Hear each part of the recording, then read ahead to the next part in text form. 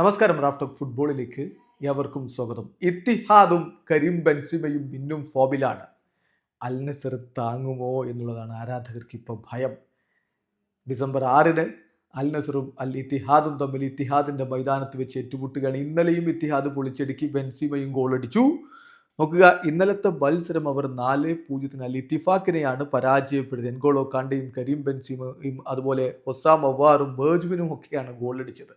പ്രധാന താരങ്ങളൊക്കെ മിന്നും ഫോമിൽ കളിക്കുമ്പോൾ അൽ ഇത്തിഹാദ് 12 കളികളിൽ നിന്ന് 33 പോയിന്റോടെ സൗദി അറേബ്യൻ പ്രോ ലീഗിൽ 1-ാം സ്ഥാനത്ത് കുതിക്കുകയാണ്. അൽ ഹിലാലൊക്കെ രണ്ടാമതേക്ക് വീണുപോയി. 12 കളികളിൽ നിന്ന് 31 പോയിന്റാണ് അൽ ഹിലാലിനെങ്കിലും മൂന്നാമതുള്ള അൽ നസറിന് 12 കളികളിൽ നിന്ന് 25 പോയിന്റേ ഉള്ളൂ. ഓൾറെഡി 8 പോയിന്റിന്റെ വലിയ വ്യത്യാസത്തിൽ നിൽക്കുകയാണ്. ഇനിയിപ്പോ ഡിസംബർ 6 അൽ ഇത്തിഹാദിനോട് പരാജയപ്പെടുന്ന ഒരു അവസ്ഥയുണ്ടായാൽ അത് CR7 സംഘത്തിനും താങ്ങാവുന്നതിനപ്പുറമാകും. പിന്നെ കിരീട പ്രതീക്ഷ കൈവിടേണ്ടി വരും.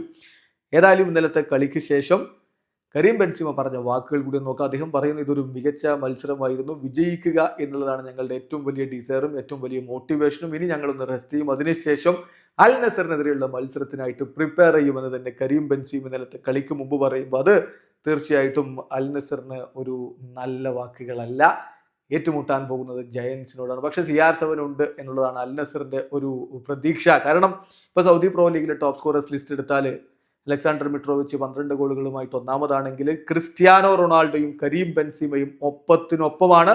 രണ്ടുപേരും 9 വീതം ഗോളുകൾ നേടിയിട്ടുണ്ട്. ആ രണ്ട് മഹാരഥന്മാർ തമ്മിൽ, അതായത് റയൽ മാഡ്രിഡിൽ ഒരുമിച്ച് കളിച്ച് രണ്ട് മഹാരഥന്മാർ, രണ്ട് സുഹൃത്തുക്കൾ തമ്മിൽ രണ്ട് ടീമുകൾക്കായി പോരടിക്കുന്ന ആ ദിനം ഡിസംബർ 6 എന്ത് സംഭവിക്കും കാത്തിരിക്കാം. വീഡിയോ അവസാനിക്കുന്ന ഫുട്ബോൾ ലോകത്തെ കൂടുതൽ വിശേഷങ്ങളുമായി റാഫ് ടോക്സ് വീണ്ടും എത്താം.